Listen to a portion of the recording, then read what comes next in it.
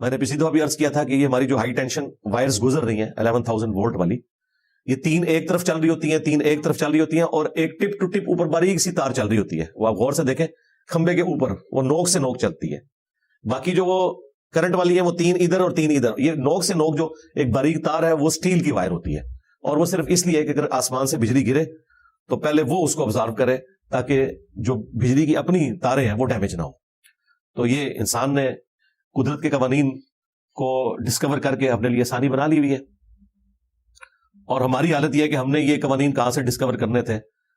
ہمیں تو مطلب پنجاب کے کلچر میں یہ بتا دیا کہ وہ بابا فرید نے لوٹے کے اندر جو ہے وہ بجلی قید کر دی تھی. اب ان کو پتہ ہی نہیں ہے کہ جن بابوں کا یہ ذکر کر رہے ہیں کہ وہ لوٹے کے اندر بجلی قید کرتے تھے، ان بابوں کا ہاتھ پکڑ کے ساکٹ میں 2 انگلیوں میں دیا جائے تو پتہ چل جائے گا کہ کون قید ہوتا ہے، کس کی روح جو ہے وہ پرواز کرتی ہے. تو سب کہانیاں بنی ہوئی ہیں. یہ اتنا دکھ ہوتا ہے کہ کس طریقے سے دین کے ساتھ ان لوگوں نے کھلواڑ کیا ہے. یہ فزیکل فینومین آف نیچر، اللہ نے قانون قدرت جو بیان کیے اور یہ قدرت کی نشانیاں بیان کی، ان سے مقصد یہ تھا کہ اللہ تبارک و تعالیٰ ان تمام چیزوں کا خالق ہے. اللہ تعالیٰ ان چیزوں کو مینج فرما رہا ہے. اور دیکھیں سائنٹسٹ نے کبھی یہ گستاخی نہیں کی ہے، وہ ہمیشہ یہ کہتے ہیں it is physical phenomenon of nature, یہ قانون قدرت ہے. ٹھیک ہے، انہوں نے کبھی اس کو اپنی طرف منسوب نہیں کیا کہ ہم یہ کرتے ہیں ہم یہ کرتے ہیں. وہ کہتے ہیں بھائی ہمیں میتھمیٹیکل ایکویشنز پتہ چل گئی، ہم نے گاڈ کی ہینڈ رائٹنگ کو پا لیا ہے کہ اللہ تعالیٰ نے ان فارمولوں کے تحت اس کائنات کو ڈیزائن کیا ہوا ہے. وہ ہر چیز کو اسی طرح منسوب کرتے ہیں جس طریقے سے وہ ڈیزائن ہوئی بھی ہے.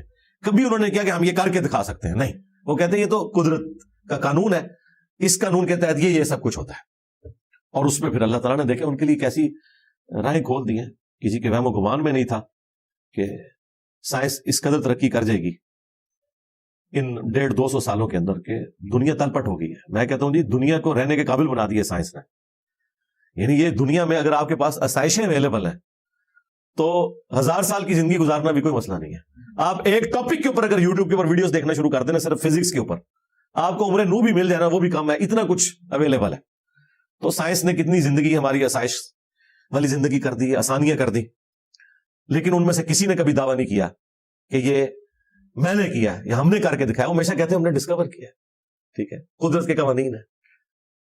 وہ خدا کی تعریف کرتے ہیں، بنانے والے کی تعریف کرتے ہیں. آپ نیوٹن کو دیکھیں، کیپلر کو دیکھیں، آئنسٹائن کو دیکھیں، سب لوگوں نے اپنی ان ڈسکوریز کے اگینسٹ اللہ تعالیٰ کی تعریفیں کی ہوئی ہیں کہ یہ خدا ہی سب کچھ کرنے والا ہے. تو میں کہتا ہوں کہ جس لیول کی معرفت ان لوگوں کو ہو گئی تھی، اس معرفت کا تھوڑا سا حصہ بھی کسی اور کو نصیب ہو جائے نا تو کم از کم شرک نہیں وہ کر سکتا، جسے پتا ہے یہ تو اللہ ہی کرنے والا ہے. انسان کتنا بے بس ہے. تو یہ آیت نمبر 13 کے اوپر کنکلوڈ کیا تھا. آیت نمبر 14 میں اللہ تعالیٰ نے اپنی اس قدرت کی جو نشانیاں جتنی پیچھے ڈسکس کی، اس کے بعد اس کا کنکلوژن کیا ہے. اعوذ باللہ من الشیطان الرجیم، بسم اللہ الرحمن الرحیم. لہو دعوت الحق، اسی کو پکارنا ہی حق ہے. یعنی جو اللہ یہ تمام کوالٹیز رکھتا ہے کہ پورا نظام کائنات جو چلا رہا ہے نا، اسی کو پکارا جانا حق ہے. یہی سچائی ہے کہ وہی اس قابل ہے کہ اس کو پکارا جائے. والذین یدعون من دونہ، اور جو لوگ اللہ کے سوا اور ہستیوں کو پکار رہے ہیں، لا یستجیبون لہم بشیء، وہ کبھی بھی ان کی اس پکار کا جواب نہیں دے سکتے. الا کباسط کفیہ الی الماء، اللہ نے کہا کہ ان کی مثال اس طرح کسی ہے، جو پکارنے والے بیوقوف لوگ ہیں جو اللہ کے سوا اور ہستیوں کو پکار رہے ہیں مدد کے لیے، جیسا کہ کوئی شخص دور سے ہاتھ پھیلائے اپنی ہتھیلیوں کو الی الماء، پانی کی طرف، لیبلغ فاہ، کہ وہ پانی خود بخود اس کے منہ تک پہنچ جائے. وما ہوا ببالغہ، وہ تو اس کے منہ تک پہنچنے والا نہیں ہے. اللہ تعالیٰ نے کہا کہ جس طرح پانی کو دور سے دیکھ کر یوں کوئی ہاتھ پھیلا دے، منہ کھول بھی دے، وہ پانی اس کے منہ تک نہیں پہنچے گا، اس کی پیاس ختم نہیں ہوگی جب تک کہ وہ خود وہاں پہنچ نہ جائے. اس طریقے سے اللہ کے سوا جن ہستیوں کو یہ پکار رہے ہیں نا، نہ تو وہ کوئی جواب دے سکتے ہیں اور نہ ان کی کوئی جواب دہی اس اعتبار سے ہو سکتی ہے کہ وہ ان کے مشکل کشا بن جائے. وما دعاء الکافرین الا فی ضلال، اور جو کافر ہیں، ناشکرے ہیں، ان کا پکارنا تو نہیں جاتا مگر گمراہی میں. یہ ان کی پکار جو ہے وہ بھٹکتی رہتی ہے، کیونکہ وہ ان ہستیوں کو پکار رہے ہیں کہ جو ان کی بات سن بھی نہیں سکتے. اب ان ہستیوں میں 2 طرح کی ہستیاں ہیں. ایک ہستیاں تو وہ ہیں جو اللہ تعالیٰ کی پارٹی کے لوگ ہیں، حزب اللہ، اللہ کے انبیاء، ان کے اہل البیت، ان کے صحابہ اور اولیاء اللہ جو صحیح العقیدہ ہیں، تو یقیناً وہ تو کبھی نہیں چاہیں گے کہ انہیں پکارا جائے۔ سورۃ الاحقاف کے سٹارٹ میں اللہ تعالیٰ نے جا کے فرمایا کہ جن ہستیوں کو یہ اللہ کے سوا پکار رہے ہیں نا، قیامت کے دن وہ ہستیاں ان کی دشمن ہو جائیں گی۔ ان کو تو تکیہ تھا ان ہستیوں کے اوپر، وہ ہستیاں کہیں گی کہ ہمیں تو پتہ بھی نہیں ہے دنیا میں ہمیں پکارا کرتے تھے۔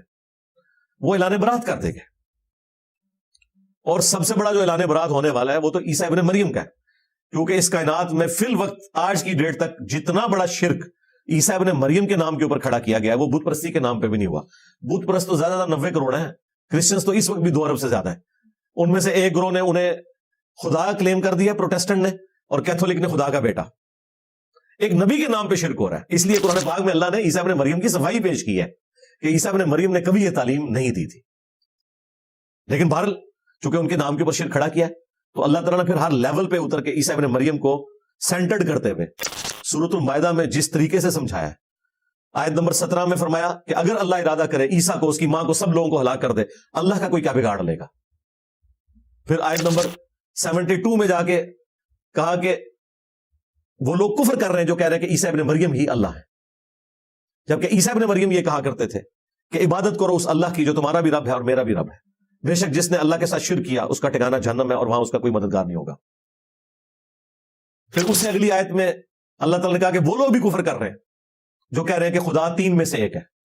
پھر آیت نمبر 75 میں جا کے کہا کہ عیسیٰ ان کی ماں کھانا کھانے کے محتاج تھے۔ پھر 76 میں جا کے کہا کہ ایسے لوگوں کو اپنے نفع نقصان کا مالک سمجھے ہوئے ہو جو اپنی جان کے لیے بھی کوئی نفع نقصان کے مالک نہیں ہے۔ عیسیٰ ابن مریم اور ان کی ماں جب خود روٹی کے محتاج ہیں تو اس کا کیا مطلب ہے کہ وہ کسی کے نفع نقصان کے مالک نہیں ہے۔ اچھا، اب جب یہ آیات آتی ہے نا تو یہ لوگ فوراً چھپ جاتے ہیں بتوں کے پیچھے۔ وہ کہتے ہیں یہ بتوں کے بارے میں آ رہا ہے کہ مشرکین عرب بتوں کو مدد کے لیے پکارا کرتے تھے، تو اللہ تعالیٰ نے کہا کہ جن ہستیوں کو تم پکار رہے ہو یہ تو کبھی جواب بھی نہیں دے سکتے۔ اندازہ کریں اللہ تعالیٰ نے بتوں کا ذکر ہی نہیں کیا، اللہ نے کیٹاگوریکل فرمایا ہے والذین یدعون من دونی، اللہ کے سوا جس کو بھی پکار رہے ہو، خواہ وہ بت ہے، خواہ وہ فرشتہ ہے، خواہ وہ جن ہے، خواہ کوئی پیغمبر ہے، اس میں ان ہستیوں کا کوئی قصور ہے یا نہیں ہے یہ ایک الگ بات ہے۔ جو پکار رہا ہے وہ شرک کے اندر مبتلا ہو گیا۔ اللہ تعالیٰ نے ان لوگوں کی کوئی سند نازل نہیں کی کہ ان سے یوں دعا کی جائے۔ آگے جا کے یہ مضمون اور کھلے گا، اس کے بعد آپ کو بالکل کلیئر ہو جائے گا کہ ہر وہ ہستی جس کو اللہ کے مقابلے پہ کھڑا کیا جائے وہ من دون اللہ ہے۔ عیسیٰ ابن مریم کو بھی اللہ تعالیٰ نے سورۃ المائدہ میں کہا من دون اللہ، اللہ کے سوا تم عیسیٰ اس کی ماں کو پوچھتے ہو۔ اور پھر سورۃ المائدہ کے اینڈ میں جا کے جو اللہ تعالیٰ نے وہ نقشہ کھینچا ہے کہ ہم عیسیٰ ابن مریم کو کھڑا کریں گے اور پوچھیں گے کیا تو نے کہا تھا کہ تجھے اور تیری ماں کو پوجنا شروع کر دے اللہ کے سوا، وہاں پہ بھی آئے من دون اللہ۔ وہ کہیں گے اللہ مجھے کب شایع تھا کہ میں ایسی بات کرتا، میں نے تو وہی کہا جو تو نے مجھے وہی کی تھی کہ عبادت کرو اس اللہ کی جو تمہارا بھی رب ہے اور میرا بھی رب ہے۔ اور بالفرض اگر میں نے کوئی ایسی بات کی ہے اللہ وہ تیرے دل میں تو ہے، تو اسے جانتا ہے، جو میرے جی میں ہے وہ تو جانتا ہے، جو تیرے جی میں ہے وہ میں نہیں جانتا، تو ہی تمام غیبوں کا جاننے والا ہے۔ اب یہ تیرے بندے ہیں، چاہے تو انہیں بخش دے چاہے انہیں عذاب دے۔ عیسیٰ ابن مریم تو سائڈ پہ ہو گئے کہ اللہ تو جانے اور تیرے بندے جانے۔ یہ بات سننے کے بعد مجھے بتائیں کرسچنز کے ساتھ کیا ہوگی؟ وہ جو ہمارے دوست ہیں ریحان احمد یوسفی صاحب جنہوں نے وہ ناول لکھا ہے جب زندگی شروع ہوگی، اس میں انہوں نے نا یہی جو سورۃ المائدہ کا آخری حصہ ہے نا اس کو انہوں نے فلمانے کے انداز میں نا پیش کیا ہے کہ عیسیٰ ابن مریم کو جب بلایا جا رہا ہے، ظاہر ہے قرآن نے تو صرف ایک واقعہ بیان کیا نا، اس کے بعد جو وہاں پہ منظر بننا ہے پھر انہوں نے اس کا بھی نقشہ کھینچا ہے کہ بڑے بڑے پادری بھی کھڑے ہوئے ہوں گے، لو جی حضرت عیسیٰ آئے آپ ہماری شفاعت کریں گے۔ تو جب وہ اللہ کی گفتگو عیسیٰ ابن مریم سے سنیں گے تو انہیں تو اندازہ ہوگا، تو وہ پھر ایک ایک بے ہوش ہو کے گر رہا ہوگا کہ لو یار یہ تو عیسیٰ کے ساتھ ہو رہا ہے، ہمارا تو کوئی پرسان حال ہی نہیں ہے، ہم کس الیجن میں زندگی گزار رہے ہیں۔ انہوں نے اس کو پورا، اور ایکچوئل نقشہ اس سے بھی زیادہ بھیانک ہونے والا ہے۔ آپ اندازہ کریں جن لوگوں نے پوری زندگی ایک سراب کے پیچھے گزار دی ہے، آخرت میں تو ان کے طوطے، دنیا میں آپ کو جب پتہ چلتا ہے یار میں نے 50-60 سال کی زندگی جو ہے غلط عقیدے پہ گزار دی ہے تو بندے کے طوطے اڑ جاتے ہیں، حالانکہ دنیا میں تو چانس ہے کہ آپ اپنی کوئی ریکوری کر لیں، پھر بھی لوگوں کا غم نہیں ختم ہوتا، مرتے دم تک ان کے ساتھ وہ غم جاتا ہے کہ یار کدھر زندگی ضائع کر دی، کیا کرتے رہے۔ آخرت میں جب آپ واپس بھی نہیں آ سکتے، کوئی سوچ بھی نہیں سکتا کتنا گمبھیر معاملہ ہونے والا ہے۔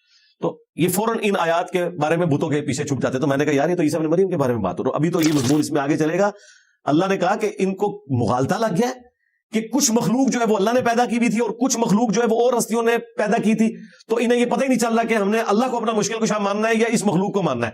تو دکھاؤ نا وہ کون سی مخلوق ہے جو اور ہستیوں نے پیدا کی ہے۔ چلے اگر کوئی کہتا ہے بتوں کے بارے میں تو بتاؤ عبد القادر جیلانی نے کون سی مخلوق پیدا کی ہے؟ ٹھیک ہے، یہ تو وہ توحید ہے جو یہ بھی مانتے ہیں، بابوں کے ماننے والے بھی، کہ پیدا کرنا اللہ ہی کا کام ہے۔ اس توحید کو تو کافر بھی مان رہے ہوتے ہیں، ہندو بھی مان رہے ہوتے ہیں۔ تو اندازہ کریں توحید اپنے ٹاپک کے اندر بالکل کلیئر ہے۔ تو اللہ تعالیٰ فرما رہا ہے کہ ان کی دعا تو پھر بھٹکتی پھرے گی۔ قل من رب السماوات والارض، اے نبی ان سے پوچھئے کہ بتاؤ تو کون ہے رب آسمانوں کا اور زمین کا؟ قل اللہ، پھر خود ہی نے جواب دو اللہ، اللہ ہی رب ہے، اللہ ہی پالنے والا ہے۔ قل افاتخذتم من دونه اولیاء، کیا تم نے اللہ کے سوا اور اپنے حمایتی اور پشت پناہ بنا لیے ہیں؟ لا یملکون لانفسہم نفعا ولا ضرا، جو اپنی جان کے لیے بھی کسی نفع اور نقصان کے مالک نہیں ہے، تمہارے ساتھ انہوں نے کیا نفع اور نقصان والا معاملہ کرنا ہے؟ قل هل يستوي الاعمى والبصير، اے نبی ان سے فرماؤ کیا اندھا اور آنکھوں والا برابر ہو سکتے ہیں؟ ام هل تستوي الظلمات والنور، یا پھر اندھیرے اور روشنی برابر ہو سکتے ہیں؟ یعنی یہ ایگزامپل دی جا رہی ہے، جس طرح اندھا اور دیکھنے والا برابر نہیں ہے، اندھیرا اور روشنی برابر نہیں ہے، اس طرح جو توحید کے اوپر ہے اور جو شرک میں مبتلا ہے یہ دونوں آپس میں برابر نہیں ہو سکتے، اور نہ اللہ تعالی کے مقابلے پہ کوئی اور ہستی ہو سکتی ہے۔ یہ اللہ کی کوالٹیز ہیں، کسی اور ہستی کو نہیں دی جا سکتی۔ ام جعلوا للہ شرکاء، کیا انہوں نے اللہ کے لیے ایسے شریک مقرر کر لیے ہیں؟ خلقوا کخلقہ، کہ کچھ پیدا کیا ہو انہوں نے بھی جس طرح کا اللہ نے پیدا کیا ہے۔ فتشابہ الخلق علیہم، کہ ان کے اوپر تخلیق جو ہے وہ ایمبیگوٹی کا شکار ہو گئے، یہ مشتبہ ہو گئی ہے، انہیں پتہ ہی نہیں چل رہا کہ اچھا یہ چیز تو اللہ نے بنائی ہے اور یہ فلاں ہستیوں نے بنائی ہے، اس وجہ سے اللہ سے بھی مدد مانگ سکتے ہیں، ان سے بھی مانگ سکتے ہیں۔ اللہ تعالیٰ تو بالکل ڈینائل کر رہا ہے۔ انہوں نے ایک درمیان کا عقیدہ گھڑ لیا کہ وہ بھی اللہ کی مدد سے ہی دیتے ہیں۔ بھئی قرآن تو اس چیز کو کہیں جانتا بھی نہیں ہے کہ یہ والی بھی بات کوئی ہوتی ہے کہ وہ بھی اللہ ہی کی مدد سے کرتے ہیں، نہیں۔ اللہ تعالیٰ کہتا ہے ہم نے کسی کے لیے کوئی سند نازل نہیں کی ہے، یہ اللہ تعالیٰ کا حق ہے۔ سورہ آل عمران میں اللہ تعالیٰ نے فرمایا کبھی ایسا نہیں ہوا کہ ہم کسی پیغمبر کو نبوت دیں، حکمت دیں، اور وہ لوگوں کو یہ کہنا شروع کر دے کہ لوگوں میری عبادت کرو اللہ کو چھوڑ کر یا اللہ کے ساتھ، بلکہ وہ تو ہمیشہ کہتے ہیں کونوا ربانیین، سب کے سب اللہ والے بن جاؤ۔ تو اللہ تعالیٰ تو انبیاء کے بارے میں کہہ رہے ہیں کبھی انہوں نے ایسی تعلیم نہیں دی، یہ لوگوں نے ان کی طرف اگر غلط بات منسوخ کر دی ہے تو وہ مجرم ہے۔ قل اللہ خالق کل شیء، اے نبی ان سے فرماؤ کہ اللہ ہی ہر چیز کا پیدا فرمانے والا ہے۔ وہو الواحد القہار، اور وہ ہی اکیلا ہے، سب پر چھایا ہوا ہے، غالب ہے۔ دیکھیں کوئی دور دور تک شرک کا شائبہ بھی نہیں آ سکتا انسان کو۔ اللہ تعالیٰ نے سورہ الانبیاء میں فرمایا کہ اللہ کے ساتھ اگر کوئی الہ اور ہوتا نا تو زمین و آسمان کا نظام دھرم بھرم ہو جاتا۔ سورہ بنی اسرائیل میں فرمایا کہ اللہ کے ساتھ اگر کوئی اور الہ بھی ہوتے نا تو یقیناً اللہ کے عرش کا راستہ تلاش کرتے تاکہ اس عرش کے اوپر قبضہ کر کے وہ اس مسند حکومت میں بیٹھ جائیں۔ اور سورۃ المومنون میں اللہ تعالیٰ نے فرمایا کہ اگر اللہ تعالیٰ کے ساتھ کوئی اور الہ ہوتا تو جھگڑے کی صورت میں ہر الہ اپنی اپنی مخلوق لے کے سائڈ پہ ہو جاتا۔ تو دنیا کا اتنا بیلنسڈ انداز میں چلنا خود اس بات کا ثبوت ہے کہ اس کائنات کا بنانے والا چلانے والا ایک ہے۔ دو میں تو اختلاف آ ہی جاتا ہے، کہیں نہ کہیں جیلسی فیکٹر آ ہی جاتا ہے، اور توحید تو سب سے بڑا ایک فیکٹر ہے۔ اللہ تعالیٰ نے تورات میں فرمایا آئی ایم جیلس گاڈ، ہاں میں بالکل برداشت نہیں کرتا اپنے ساتھ کسی بھی اور خدا کو، نہ آسمانوں کے اوپر، نہ زمین کی گہرائیوں میں، نہ سمندروں کی تہوں کے اندر، میں اکیلا خدا ہوں اور جیلس گاڈ ہوں۔ بنی اسرائیل کا گاڈ جیلس گاڈ ہے، وہ اپنے ساتھ کسی کو برداشت نہیں کرتا۔ تو یہ تکبر، انا، یہ صرف اللہ کو زیبا ہے اور وہ ڈیزرو کرتا ہے، وہ اکیلا ہے، باقی سب اس کے مرہون منت ہے۔ ہمارے کیس میں تو تکبر جو ہے یہ عیب ہے، اللہ کے کیس میں یہ اللہ کی کوالٹی ہے۔ ہمارے کیس میں عیب اس لیے ہے کہ ہمیں شایع نہیں ہے، اور اس کے کیس میں کوالٹی اس لیے ہے کہ اسے شایع ہے، وہ ہر چیز کا مالک ہے۔